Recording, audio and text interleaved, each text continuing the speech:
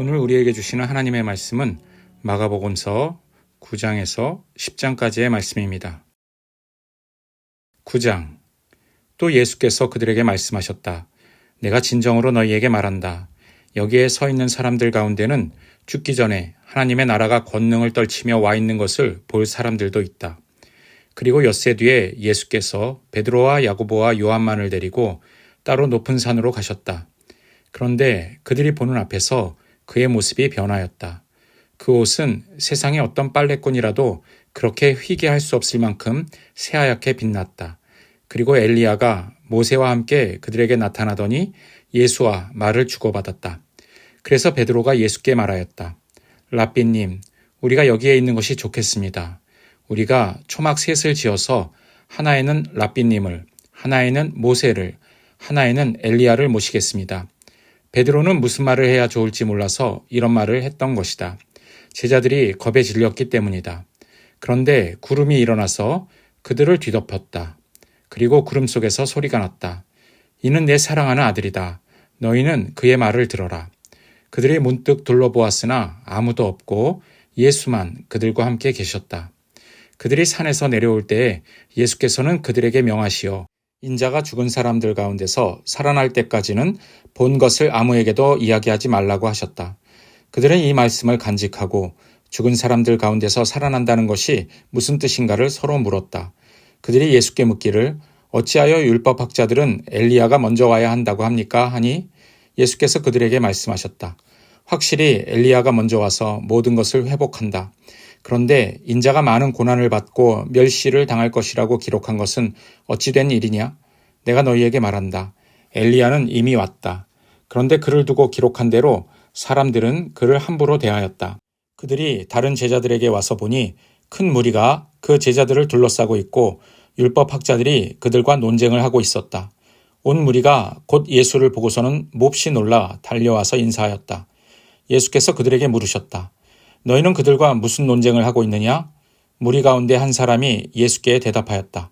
선생님, 내 아들을 선생님께 데려왔습니다. 그 아이는 말을 못하게 하는 귀신이 들려 있습니다. 어디서나 귀신이 아이를 사로잡으면 아이를 거꾸로 때립니다. 그러면 아이는 거품을 흘리며 이를 갈며 몸이 뻣뻣해집니다. 그래서 선생님의 제자들에게 그 귀신을 쫓아내 달라고 했으나 그들은 쫓아내지 못했습니다. 예수께서 그들에게 말씀하셨다. 아, 믿음이 없는 세대여, 내가 언제까지 너희와 함께 있어야 하겠느냐? 내가 언제까지 너희에게 참아야 하겠느냐? 아이를 내게 데려오너라. 그래서 그들이 아이를 예수께 데려왔다. 귀신이 예수를 보자 아이에게 즉시 심한 경련을 일으켰다. 아이는 땅에 넘어져서 거품을 흘리면서 뒹굴었다. 예수께서 그 아버지에게 물으셨다. 아이가 이렇게 된 지 얼마나 되었느냐? 그가 대답하였다. 어릴 때부터입니다. 귀신이 그 아이를 죽이려고 여러 번 불 속에도 던지고 물 속에도 던졌습니다. 하실 수 있으면 우리를 불쌍히 여기시고 도와주십시오. 예수께서 그에게 말씀하셨다. 할 수 있으면이 무슨 말이냐? 믿는 사람에게는 모든 일이 가능하다. 그 아이 아버지는 큰 소리로 외쳐 말했다. 내가 믿습니다. 믿음 없는 나를 도와주십시오. 예수께서 무리가 어울려 달려오는 것을 보시고 악한 귀신을 꾸짖어 말씀하셨다. 벙어리와 귀머거리가 되게 하는 귀신아, 내가 너에게 명한다. 그 아이에게서 나가라. 그리고 다시는 그에게 들어가지 말아라. 그러자 귀신은 소리를 지르고서 아이에게 심한 경련을 일으켜 놓고 나갔다. 아이는 죽은 것과 같이 되었다. 그래서 사람들은 모두 말하기를 아이가 죽었다 하였다. 그런데 예수께서 아이의 손을 잡아서 일으키시니 아이가 일어섰다. 예수께서 집 안으로 들어가시니 제자들이 따로 그에게 물어보았다. 왜 우리는 귀신을 쫓아내지 못했습니까? 예수께서 그들에게 대답하셨다. 이런 부류는 기도로 쫓아내지 않고는 어떤 수로도 쫓아낼 수 없다. 그들은 거기에서 나와서 갈릴리를 가로질러 가고 있었다. 예수께서는 이것을 남들이 알기를 바라지 않으셨다. 그것은 예수께서 제자들을 가르치시며 인자가 사람들의 손에 넘어가고 사람들이 그를 죽이고 그가 죽임을 당하고 나서 사흘 후에 살아날 것이라고 그들에게 말씀하고 계셨기 때문이다. 그러나 제자들은 그 말씀을 깨닫지 못하였고 예수께 묻기조차 두려워하였다. 그들은 가버나움으로 갔다. 예수께서 집 안에 계실 때에 제자들에게 물으셨다. 너희가 길에서 무슨 일로 다투었느냐? 제자들은 잠잠하였다. 그들은 길에서 누가 가장 큰 사람이냐 하는 것으로 서로 다투었던 것이다. 예수께서 앉으신 다음에 12 제자를 불러놓고 그들에게 말씀하셨다. 누구든지 첫째가 되고자 하면 그는 모든 사람의 꼴찌가 되어서 모든 사람을 섬겨야 한다. 그리고 어린이 하나를 데려다가 그들 가운데 세우신 다음에 그를 껴안아 주시고 그들에게 말씀하셨다. 누구든지 내 이름으로 이런 어린이들 가운데 하나를 영접하면 그는 나를 영접하는 것이요. 누구든지 나를 영접하는 사람은 나를 영접하는 것보다 나를 보내신 분을 영접하는 것이다. 요한이 예수께 말하였다. 선생님, 어떤 사람이 선생님의 이름으로 귀신들을 쫓아내는 것을 우리가 보았습니다. 그런데 그 사람은 우리를 따르는 사람이 아니므로 우리는 그가 그런 일을 하지 못하게 막았습니다. 그러나 예수께서는 이렇게 말씀하셨다. 막지 말아라. 내 이름으로 기적을 행하고 나서 쉬 나를 욕할 사람은 아무도 없기 때문이다. 우리를 반대하지 않는 사람은 우리를 지지하는 사람이다. 내가 진정으로 너희에게 말한다.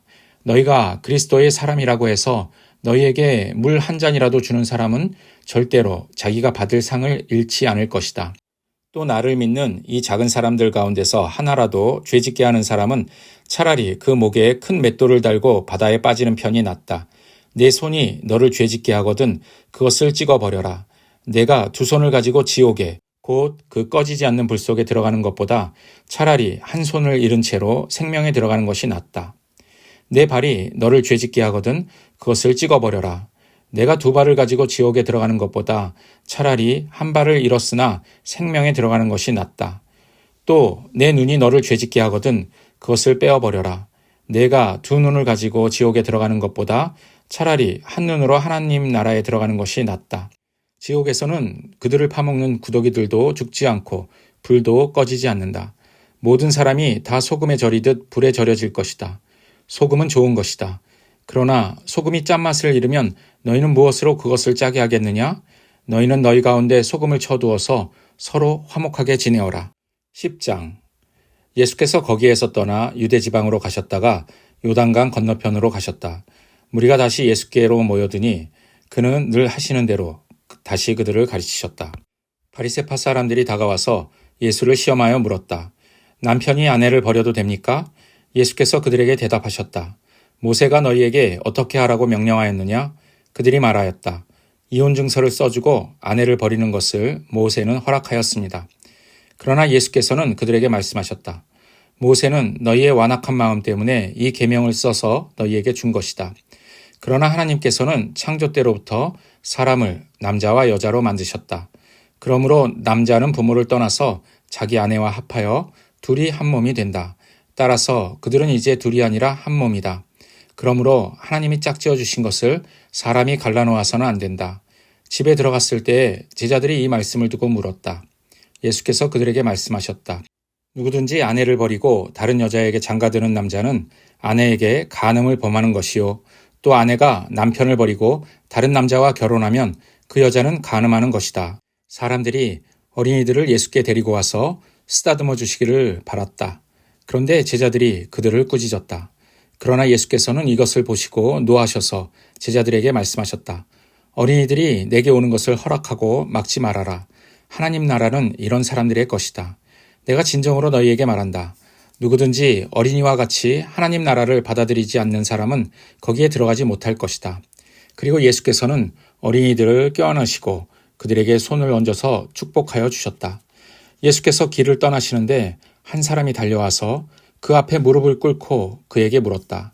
선하신 선생님, 내가 영원한 생명을 얻으려면 무엇을 해야 합니까? 예수께서 그에게 말씀하셨다. 어찌하여 너는 나를 선하다고 하느냐? 하나님 한 분밖에는 선한 분이 없다. 너는 계명을 알고 있을 것이다. 살인하지 말아라. 간음하지 말아라. 도둑질하지 말아라. 거짓으로 증언하지 말아라. 속여서 빼앗지 말아라. 내 부모를 공경하여라 하지 않았느냐? 그가 예수께 말하였다. 선생님, 나는 이 모든 것을 어려서부터 다 지켰습니다. 예수께서 그를 눈여겨보시고 사랑스럽게 여기셨다. 그리고 그에게 말씀하셨다. 너에게는 한 가지 부족한 것이 있다. 가서 내가 가진 것을 다 팔아서 가난한 사람들에게 주어라. 그리하면 내가 하늘에서 보화를 차지하게 될 것이다. 그리고 와서 나를 따라라. 그러나 그는 이 말씀 때문에 울상을 짓고 근심하면서 떠나갔다. 그에게는 재산이 많았기 때문이다. 예수께서 둘러보시고 제자들에게 말씀하셨다. 재산을 가진 사람은 하나님의 나라에 들어가기가 참으로 어렵다. 제자들은 그의 말씀에 놀랐다. 예수께서 다시 그들에게 말씀하셨다. 이 사람들아, 하나님의 나라에 들어가기는 참으로 어렵다. 부자가 하나님의 나라에 들어가는 것보다 낙타가 바늘기로 지나가는 것이 더 쉽다. 제자들은 더욱 놀라서 그렇다면 누가 구원을 받을 수 있겠는가 하고 서로 말하였다. 예수께서 그들을 눈여겨보시고 말씀하셨다. 사람에게는 불가능하나 하나님께는 그렇지 않다. 하나님께는 모든 일이 가능하다. 베드로가 예수께 말씀드렸다. 보십시오. 우리는 모든 것을 버리고 선생님을 따라왔습니다. 예수께서 말씀하셨다. 내가 진정으로 너희에게 말한다.